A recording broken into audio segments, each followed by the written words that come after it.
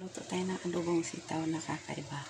So, ang kakaiba dito ay ang vinegar at panghuli. So, konti lang vinegar guys kasi sobrang asim ang vinegar na to. Ayan o.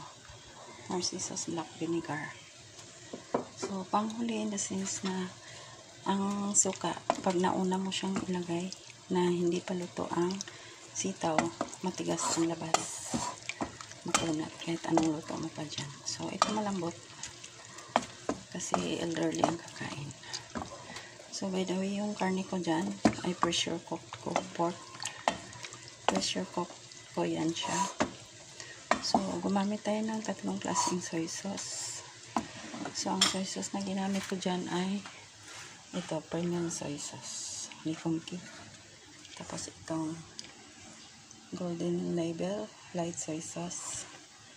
At saka ito, Knorr. Yan, Knorr liquid seasoning. Plus, gumamit ako ng oyster sauce. Tapos, kunting rock sugar. So, ang rock sugar ay para siyang bato. So, para siyang bato guys, pakita ko sa inyo. So, ganito ang itsura ng rock sugar. Ayan. Para siyang ganito. Dose natin. Ayan siya guys. Para siyang bato. So,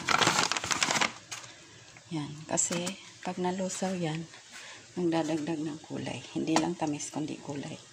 Yan ang kulay na sauce, guys. Yan.